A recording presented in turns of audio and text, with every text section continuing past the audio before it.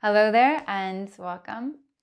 So before we begin any in-depth discussion on yoga philosophy, I think it's really necessary, but also really interesting to ask the question, well, what do we mean by this word, yoga?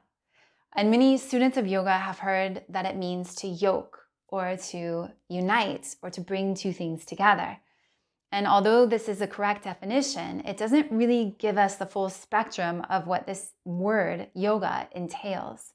So in order to figure this out, we need to take a huge step backwards in time to a few thousand years ago to ancient India, where the language of Sanskrit was spoken.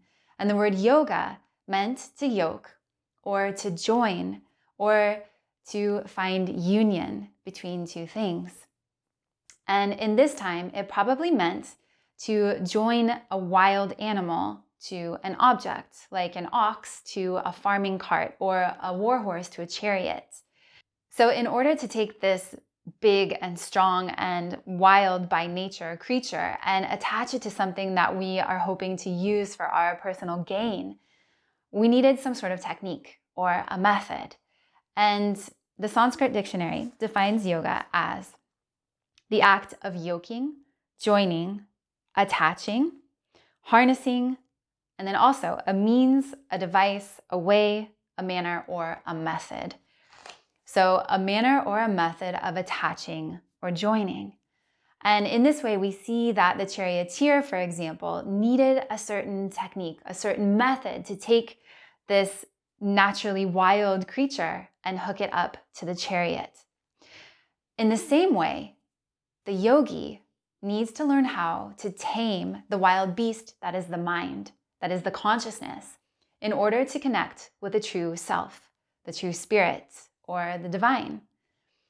And at this time in history, yoga was purely a practice of meditation. So in order to find this true state of self, it meant going into a deep state of meditation and focusing on what does it mean to be me?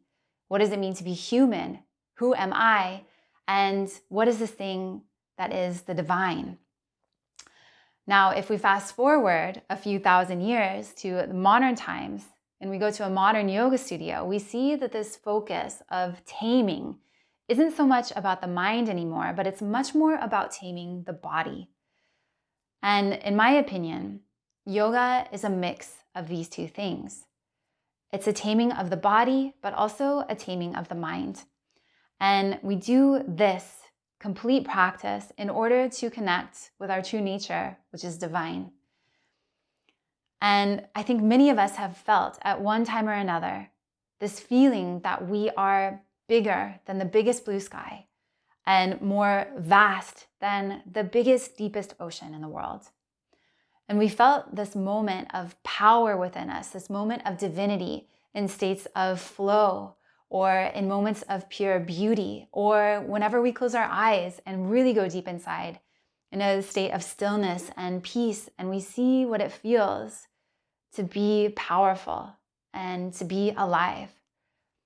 This huge, indescribable power deep within us, this is what yoga begs us to find. And whatever path or whatever method or whatever technique that we need to use in order to connect with this place deep down inside at the very center of our being, that's yoga. So now that we've taken a look at what this word yoga might mean, we can begin our study of yoga philosophy. Namaste.